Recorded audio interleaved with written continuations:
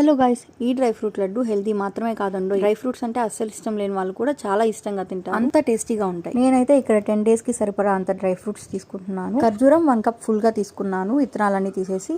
And pumpkin seeds, పిస్తా, కాజు, బాదం, ఎండబెట్టిన కొబ్బరి తురుము. మీకు కావాలంటే ఇంకా డ్రై ఫ్రూట్స్ తో పాటు కిస్మిస్, అంజీర్ ఇవి కూడా యాడ్ చేసుకోవచ్చు. 2-3 స్పూన్స్ గీ వేసుకొని ఫస్ట్ బాదంని ఫ్రై చేసుకోండి. మరి ఎక్కువగా చేయనవసరం లేదు, కొంచెం దూరగా వేగిస్తే సరిపోతుంది. నెక్స్ట్ కాజు కూడా వేసుకొని ఫ్రై చేసుకోండి. ఈ లడ్డు హెల్త్ కి చాలా మంచిది. అండ్ ప్రెగ్నెన్సీ లేడీస్ లేదా షుగర్ పేషెంట్స్ ఎవరైనా తినొచ్చు, ఎందుకంటే మనం ఎలాంటి షుగర్స్ ఏం యాడ్ చేయట్లేదు కాబట్టి హెల్త్ కి చాలా మంచిది.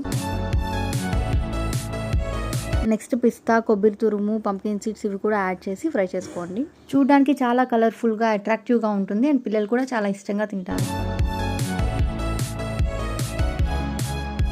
నెక్స్ట్ విత్తనాలు తీసేసిన ఖర్జూరంని మిక్సీ పట్టేసి ఇలా 1 స్పూన్ ఆఫ్ గీలో ఫ్రై చేసుకోవాలి. ఇలా ఫ్రై చేయడం వల్ల ఖర్జూరం మెత్తటి గుజ్జులాగా అవుతుంది. మీకు ఇంకొంచెం స్వీట్నెస్ ఎక్స్ట్రా కావాలంటే మీరు బెల్లం కూడా యాడ్ చేసుకోవచ్చు. బెల్లం కూడా healthy and at the same time మంచి టేస్ట్ ఇస్తుంది. సో మీకు కావాలంటే యాడ్ చేసుకోవచ్చు. అయిపోయాక కొంచెం చల్లార్చుకొని కొంచెం గోరువెచ్చగా ఉన్నప్పుడే ఉండలు కట్టేసుకోండి.